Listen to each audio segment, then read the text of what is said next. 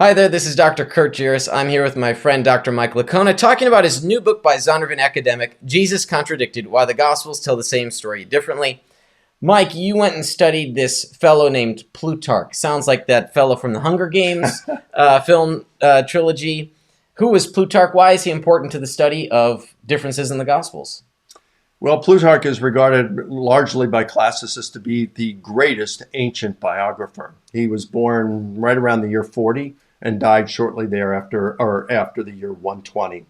And he wrote over 60 biographies, of which 48 have survived. Now, back then they were called lives. The word biography didn't come until many years later.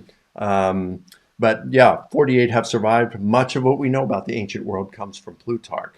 So he was an excellent writer too. You can read Plutarch, very engaging, very interesting and nice read. Compare that with, let's say, Suetonius, who writes more like modern biographers, and Suetonius is very dry. So Plutarch is fun to read. We can learn a lot about the past through him. And so how is that relevant to gospel differences then, drawing what Plutarch wrote?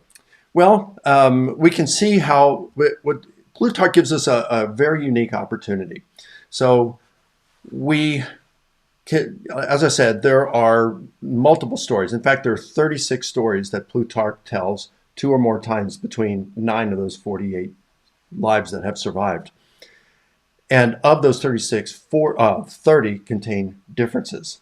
So it's really interesting to look. Does Plutarch copy and paste? What does he do? Well, he never copies and pastes. When he's writing about the same story. Story.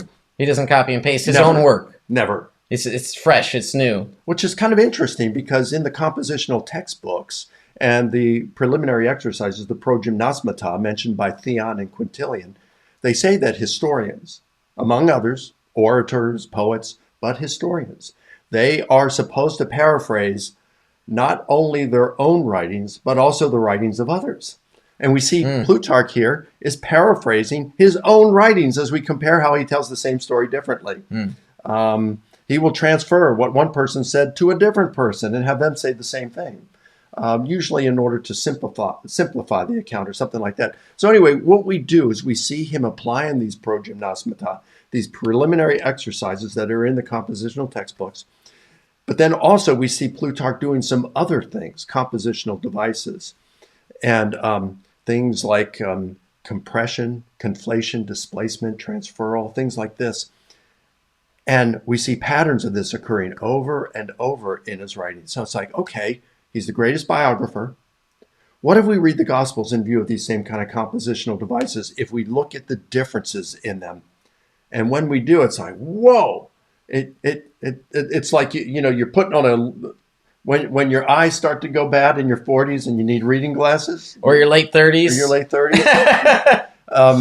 So when you do this and then you put those reading glasses on for the first time, it's like, wow, I can see things clearly. It's the same thing when you read the Gospels in view of these compositional devices that Plutarch and classicists say they were used universally amongst ancient writers.